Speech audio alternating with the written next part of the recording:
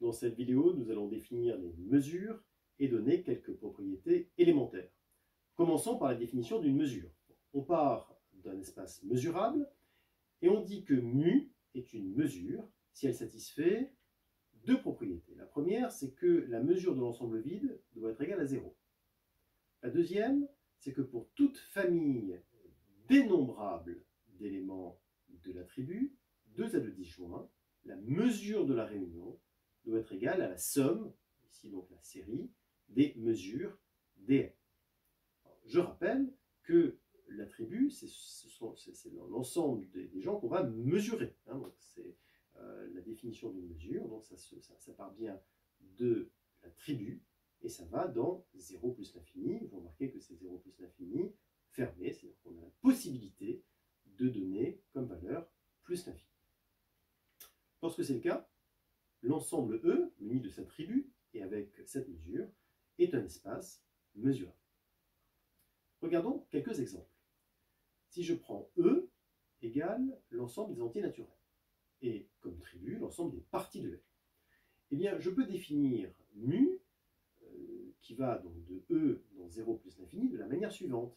Je prends un sous-ensemble de n, et bien mu de A, un sous-ensemble de n, ce sera le cardinal de A si A est fini, et plus l'infini si A est infini. Alors ça, est-ce que c'est bien une mesure? Je vous laisse réfléchir. La réponse est oui. Il suffit de vérifier les deux propriétés. La première, c'est que mu de l'ensemble vide, c'est bien 0, de l'ensemble vide. Et puis, si je fais mu d'une réunion dénombrable d'ensemble disjoint, eh bien, ça fonctionne bien également.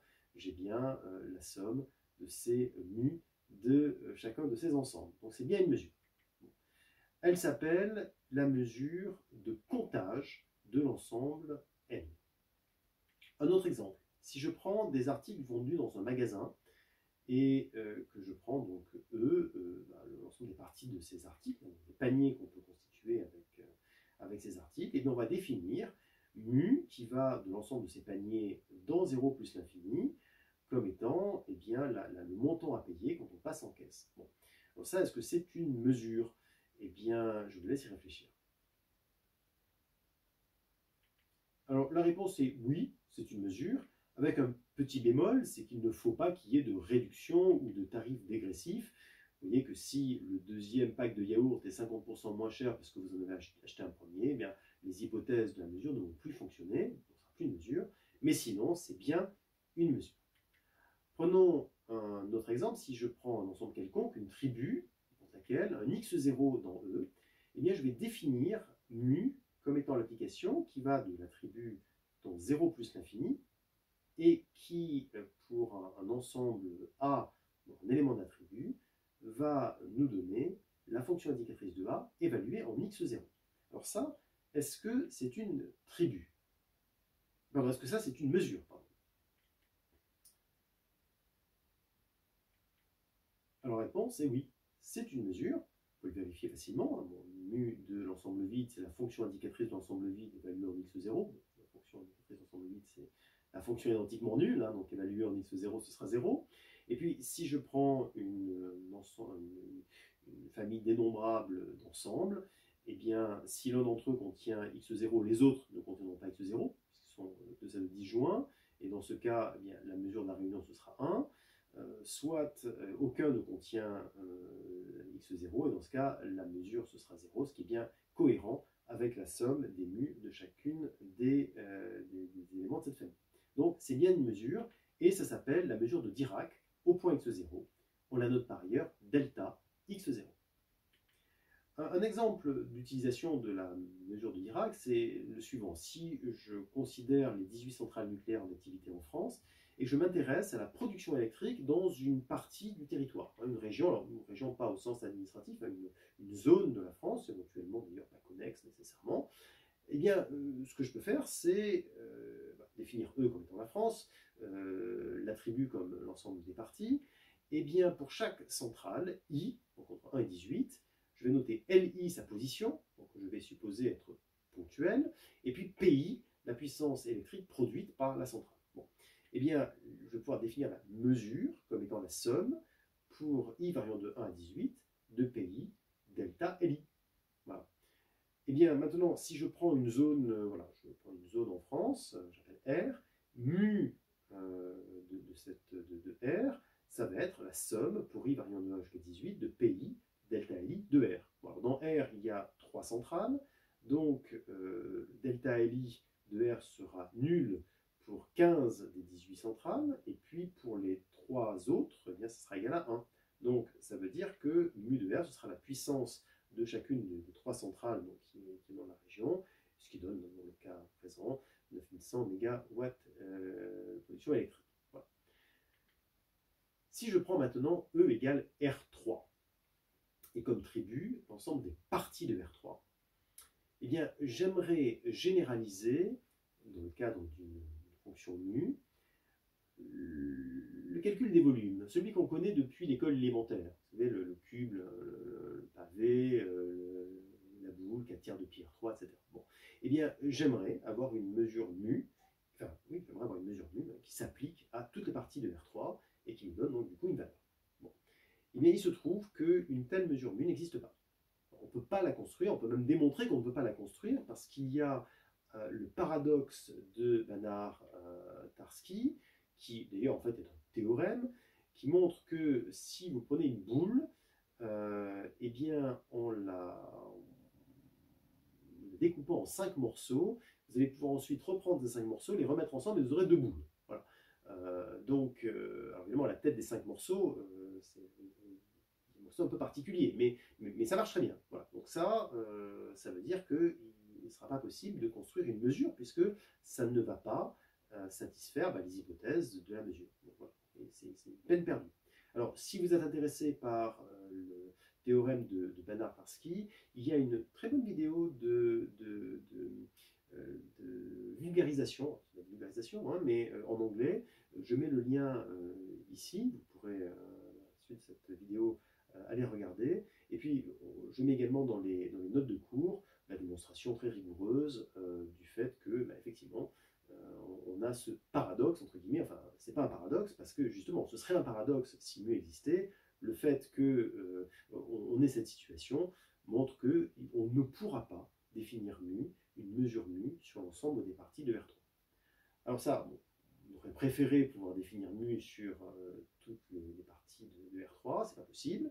Bien, on va se contenter de définir mu sur un ensemble plus petit.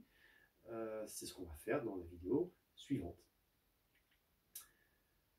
Si je prends un espace mesuré, et si je prends A et B dans cet espace mesuré, eh bien j'aurai toujours A inclus dans B entraîne mu de A plus petit que mu de B. J'aurai également A inclus dans B et mu de B fini entraîne mu de B privé de A plus petit que mu de B moins mu de A. Et enfin, j'aurai mu de A union B qui sera égal à mu de A plus mu de B moins ce qu'on a compté deux fois, mu de A interne. Donc ça, c'est 3 propriétés qui sont assez naturelles et qu'il est facile de démontrer en appliquant simplement les propriétés précédentes. Si je prends une famille dénombrable d'éléments de E, alors la mesure de la réunion de cette famille dénombrable sera plus petite que la somme des mesures de chacun des éléments de la famille. Alors, c'est une série, hein, puisque je vais avoir un nombre infini de termes. Et puis, si j'ai des ensembles qui sont emboîtés, les uns avec les autres, eh bien, la mesure de la réunion, ce sera la limite de la mesure des n, qui sera d'ailleurs le sup de la mesure des n. Et vous remarquez qu'on est content d'être dans R plus bar, parce qu'éventuellement, ça, ce sera quelque chose qui sera égal à plus l'infini. Et puis si les emboîtements sont dans l'autre sens, et que mu de A0 est fini, la mesure de l'intersection des n, comme étant encore la limite des mesures, et le inf des mesures des n. Alors, ces propriétés, encore une fois, sont faciles à démontrer. Vous pouvez le faire tout seul. Si vous avez des difficultés, on met dans les notes de cours un pointeur vers un endroit où c'est fait. Donnons la définition d'une mesure finie et la définition d'une mesure de probabilité. Alors, on dit qu'une mesure est finie si la mesure de l'ensemble, tout entier, est finie. D'ailleurs, strictement à plus l'infini. Pas plus l'infini. Et puis, si en plus c'est égal à 1, eh bien on dit qu'on a une mesure de probabilité. donnant un exemple, si je prends la mesure de Dirac de tout à l'heure, hein, eh bien c'est une mesure de probabilité. Si je prends la mesure des centrales nucléaires de tout à l'heure, elle est finie. Si je prends la mesure de comptage de n, elle n'est pas une mesure finie en revanche. Vous remarquez une chose, c'est que si on a une mesure finie, on peut toujours construire une mesure de probabilité en divisant par la mesure de l'ensemble tout entier. Bon. Et d'ailleurs, si E est fini, la mesure de comptage sera donc finie pour E, et donc on peut toujours définir une mesure de probabilité, qui va être 1 sur mu de E fois cette mesure de comptage mu, c'est-à-dire le cardinal. Bon. Alors E, appelons-le oméga, mu, appelons-le cardinal. Eh bien, ce qu'on est en train de dire, c'est que là, on a une mesure de probabilité, mu 1A, qui est cardinal de A sur cardinal de oméga. Bon. Alors, quand on a cardinal de A sur cardinal de oméga, on se dit que les chaussettes et les tiroirs ne sont pas loin. Parce que ça, c'est un peu une habitude en probabilité. On pense cardinal de A sur cardinal de oméga et on pense aux tiroirs et aux chaussettes. Sauf que les probabilités, vous vous rendez compte que c'est beaucoup plus que ça. Là, c'est un cas extrêmement particulier. On est sur une mesure de comptage sur un ensemble fini, alors que une mesure de probabilité, c'est évidemment beaucoup plus que ça. Bon. Alors d'ailleurs, au lieu d'appeler mu1, on l'appelle souvent P, cette mesure. Et d'ailleurs, pour éviter les confusions, on met un P en gras ou avec une double barre. Donnons maintenant la définition d'un atome. X est un atome si le singleton X est mesurable et que la mesure de ce singleton n'est pas nulle, pas strictement positive. Eh bien, si mu est sans atome, on dit que la mesure est diffuse. Donnons quelques exemples. Si je prends la mesure de Dirac, si je prends la mesure de comptage, si je prends la mesure de l'exemple des centrales nucléaires, sans mauvais jeu de mots, elles ont des atomes. La mesure de R3, que nous n'avons pas encore construite, mais que nous allons construire dans la vidéo prochaine, est diffuse. Pourquoi? Parce que si elle avait un atome, ça veut dire qu'en ajoutant un point, on augmenterait le volume, mais ça n'a pas de sens. Donc la mesure de R3 que nous n'avons pas encore construite, mais que nous allons construire, sera une mesure diffuse. Si j'ai une mesure qui est telle que la mesure d'un ensemble privé de la réunion d'une suite d'éléments dénombrables au plus nombrable est nulle, eh bien on dit que la mesure est discrète. Et si tous les singletons apparaissent, donc tous les singletons AI appartiennent à l'attribut, alors mu se décompose obligatoirement dans une combinaison linéaire de mesures de Dirac. Par exemple, la mesure de comptage, eh bien, elle est discrète. Maintenant, définissons les mesures sigma finies. Alors, on dira que E est une réunion dénombrable d'ensemble de mesures finies. Ça voudra dire que la mesure mu est sigma finie. Bon, donnons des exemples. Si je prends la mesure de comptage, est-ce qu'elle est sigma finie sur n? Réponse oui. Pourquoi? Parce que n est bien la réunion dénombrable de singletons. Et chaque singleton est bien de mesure finie. Donc, la mesure de comptage sur n est bien sigma finie. La mesure de R3, que nous n'avons pas encore construite, mais que nous allons construire lors de la prochaine vidéo, est-ce qu'elle est sigma finie? Bon, là, je vous laisse y réfléchir. La réponse est oui, elle est sigma finie. Pourquoi? Eh bien, je prends la boule, centrée en 0, 0, 0, mais on pourrait la centrer ailleurs, et je vais faire la réunion la boule de rayon n. Je fais la réunion pour tous les n dans n. Qu'est-ce qui se passe? Je vais bien récupérer tout l'ensemble qui est l'ensemble R3.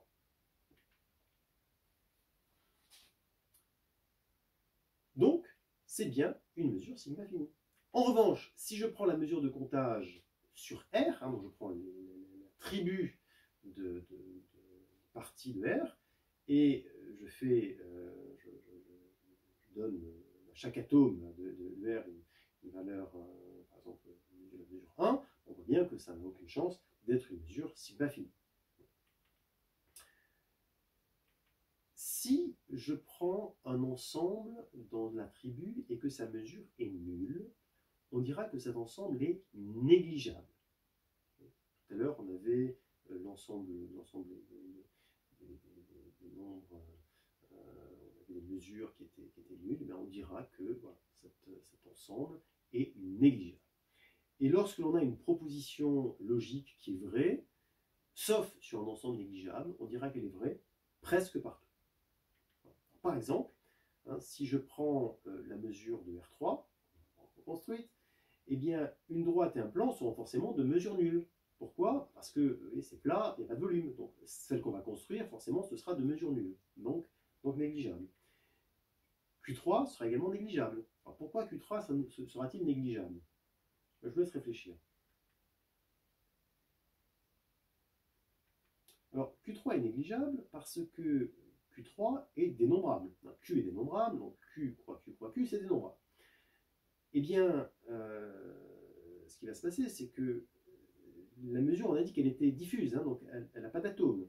Donc ça veut dire que je ne peux pas avoir la mesure de Q3, ça va donc être la somme de mesures d'atomes. Une somme, ça va être une série, puisque ça va être une réunion dénombrable d'atomes. Donc j'ai bien le fait que, comme je n'ai pas d'atomes, la mesure de tous les singletons sera nulle, et la réunion dénombrable de singletons sera donc également de mesure nulle. Donc Q3 sera négligeable.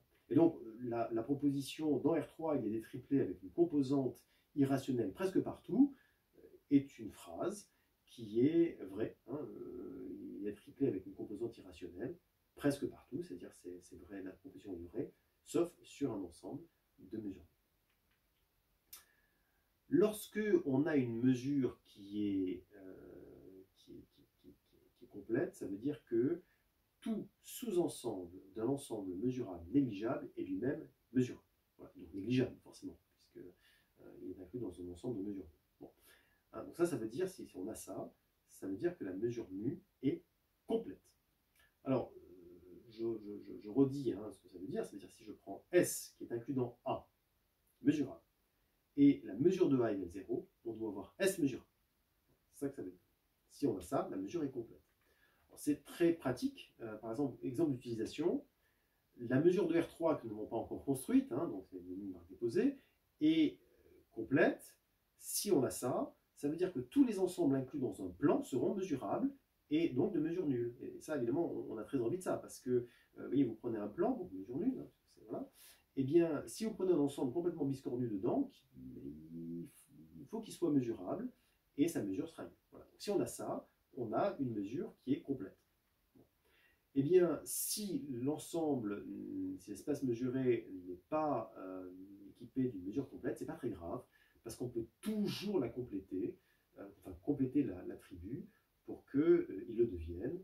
Comment on fait? On considère l'ensemble de tous ces S inclus dans E, tel qu'il existe un A de mesure nulle dans lesquels ils sont inclus.